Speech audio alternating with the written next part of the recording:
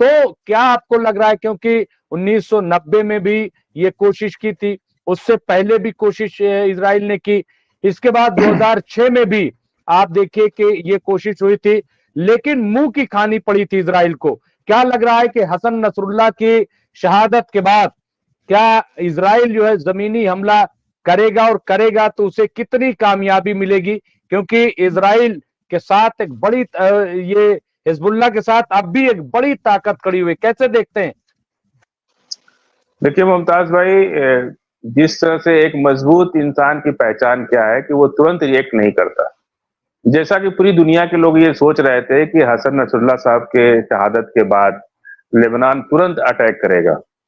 अगर वो तुरंत अटैक करता तो एक कमजोरी की अलामत होती और कमजोर पहचान होती। लेकिन उन्होंने सब्र से काम लिया और तुरंत अटैक नहीं किया, और आज तक अटैक नहीं किया लेबनान ने। इसका मतलब कि ये लोग मजबूत जो लड़ाई की जो भूमिका होती है, जो प्लानिंग होती है, जो स्ट्रेटजी होती है, वार स्ट्रेटजी, ये इनकी बहुत मजबूत है और ये किसी मामले में डिगमगा नहीं रहे। ये अपने चाहे शहादत किसी की भी हो जाए, लेकिन वो अपने तरीके से लड़ाई लड़ रहे हैं।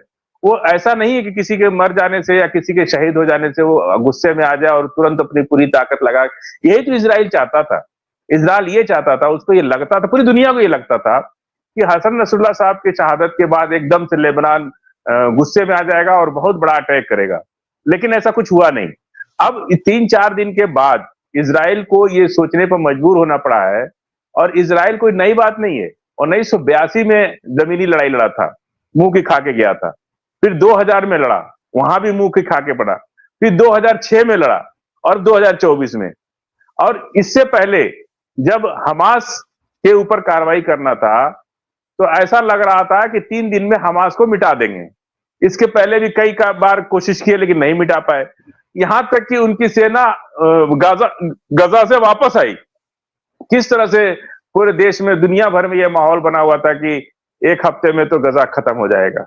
और इसराइल ने अपनी सेना वापस बुला ली गजा से, तो वहां जमीनी लड़ाई शुरू किया था। और गजा की सिचुएशन ऐसी है कि वो चारों तरफ से लॉक्ड है। मतलब आप कहीं से जा नहीं सकते, कहीं से आ नहीं सकते, खाना भी नहीं पहुंचा सकते, गोला बारूद भी नहीं कर सकते। लेकिन लेबनान चारों तरफ से खुला है, उसको समुद्री रास्ते पे भी अख्तियार है और जमीनी रास्ते पे भी अख्तियार है।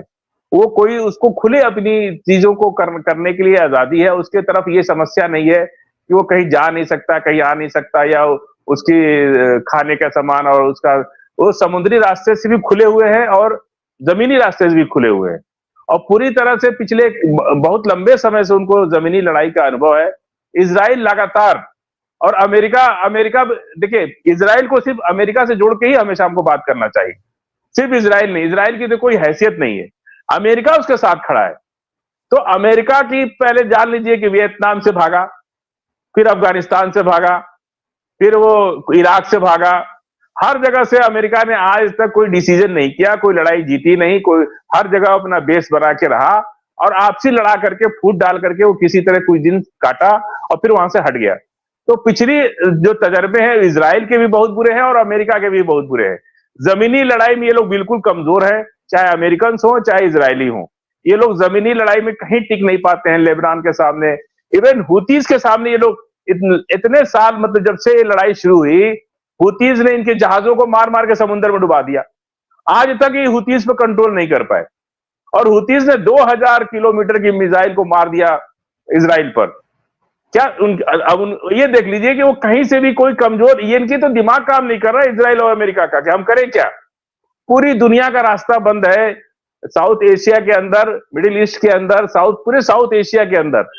इस लड़ाई की वजह से महंगाई बढ़ गई, क्योंकि सामानों का आना जाना हुतीज जो है काफी डिस्टर्ब कर रहे, इससे पूरी कंट्री डिस्टर्ब है।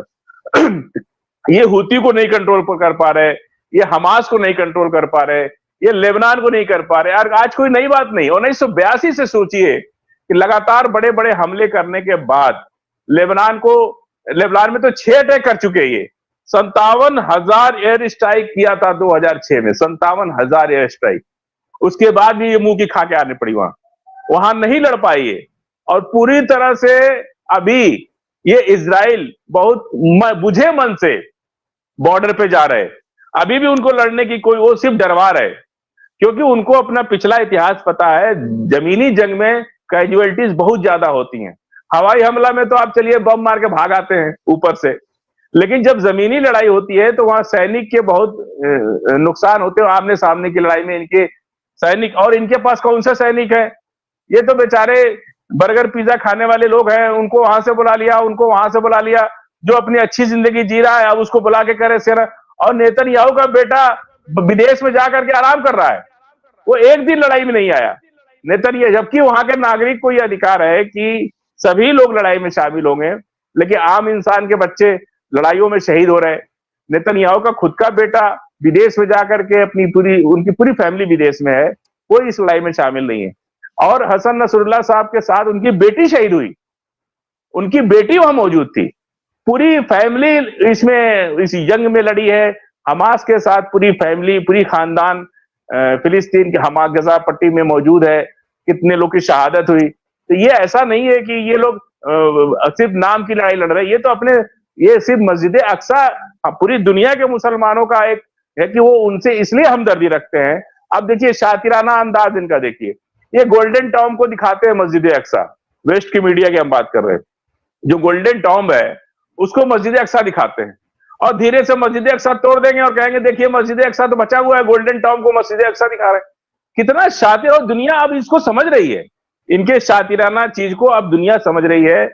इन लोगों ने 10 साल से ज्यादा 12 साल इराक और ईरान को लड़ाया, जनरल गद्दाफी को मारा, अरब और हूतीज में लड़ाया, पूरे मुसलमान को एक दूसरे से लड़ा करके इन्होंने, यही मैंने पिछली बार आपसे कहा था कि ओआईसी सिर्फ इस बात में कामयाब है कि आपस में ये लड़ाई नहीं हो रही है बस, और कोई उसका, हम इसलिए थोड़ा खुश रहते हैं कि चलो कम से कम इतना तो है कि यूएई भले दबी जबान से इजराइल के साथ दे रहा है, लेकिन वो कहीं खुल करके सामने भी नहीं आ रहा है और लेबनान और हमास की भी मदद कर रहा है।